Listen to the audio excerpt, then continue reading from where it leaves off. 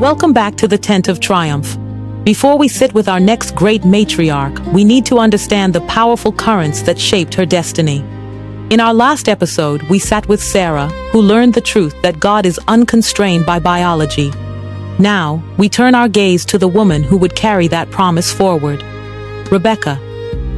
But her story is not simply one of marital bliss. It is a tapestry woven with bold choices, 2 decades of agonizing silence, and an internal conflict so fierce it felt like 2 nations warring within her soul. Get ready to meet a woman of fire and profound faith.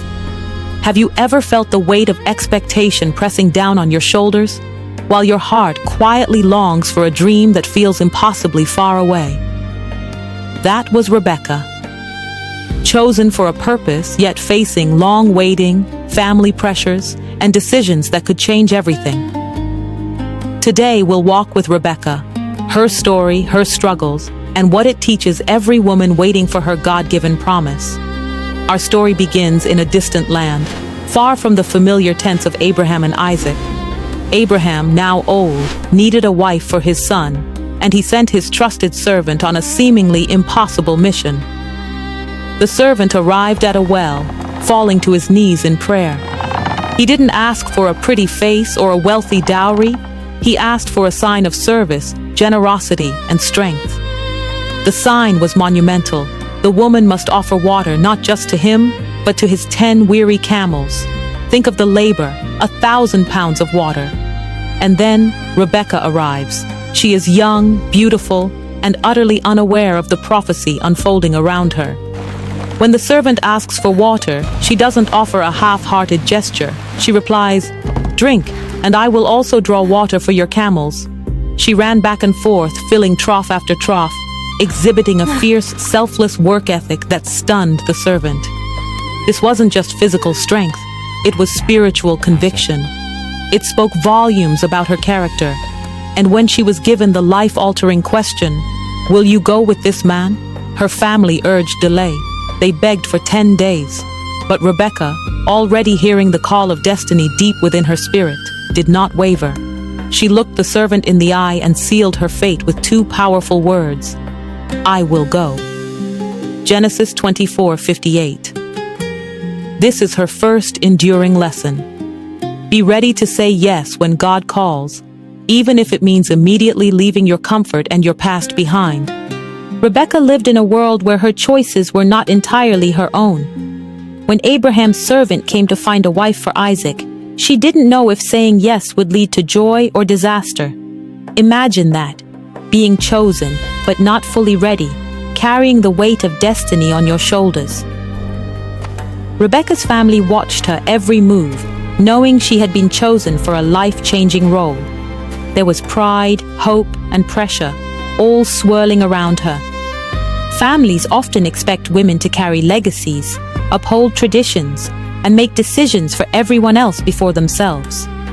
Many women today face a similar pressure, feeling called to a role, a career, a relationship, or a dream, but doubting if they are enough.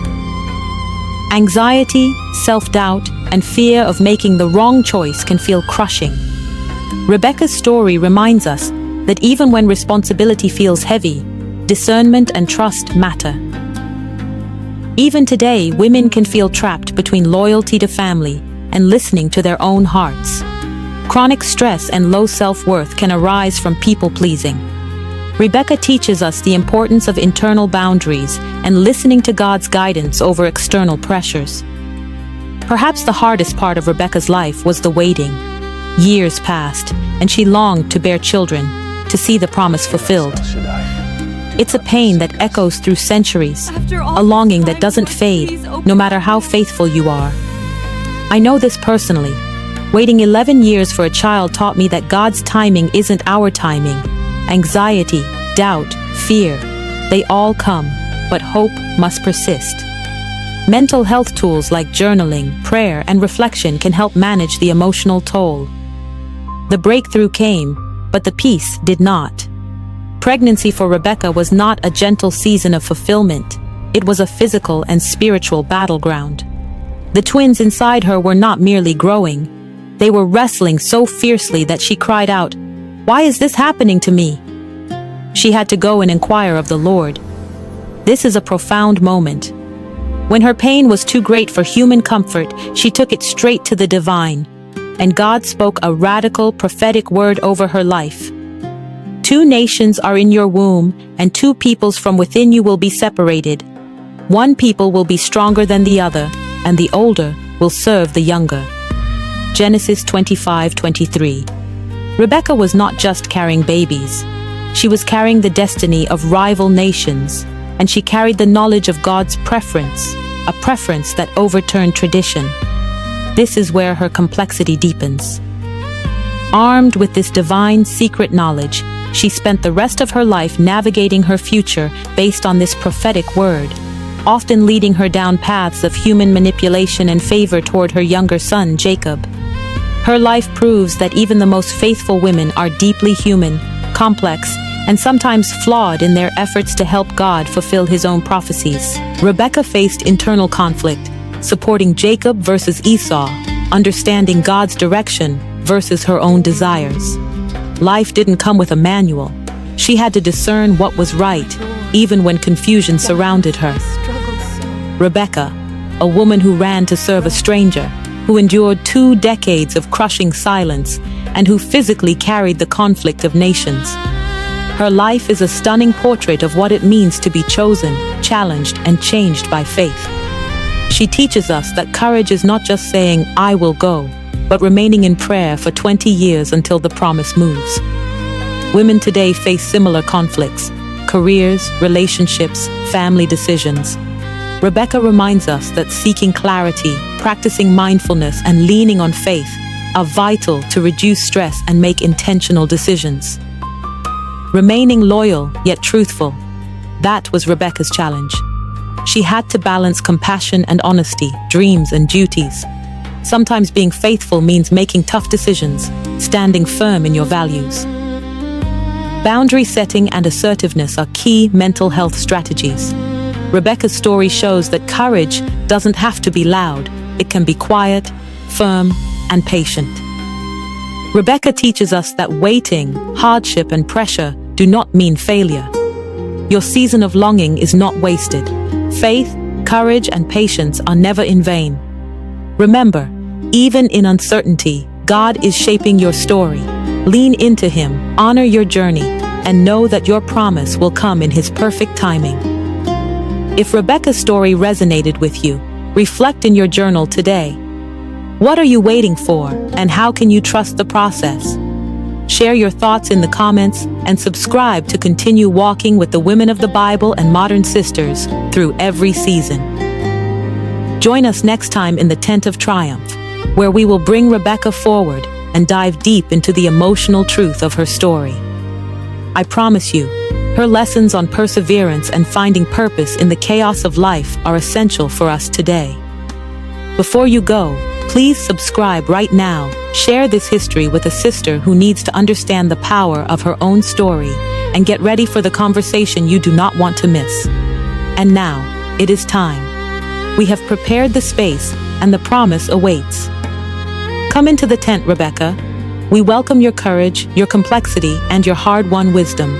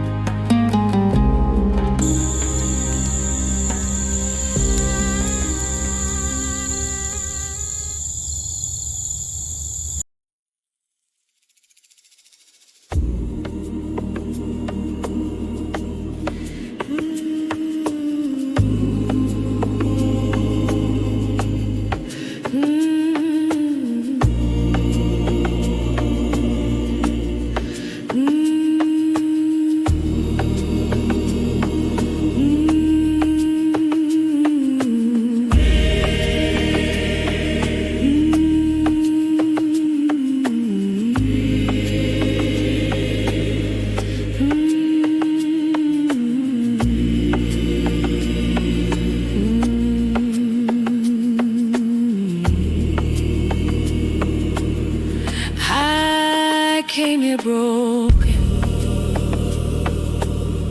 weary soul in hand, dust on my feet from the journey of the land. But in this tent, I feel the wind shift like a whisper say, you've made it through the night. God is my refuge. This tent is peace. I lay my burden where the pain can see. From Sarah bride to my own breath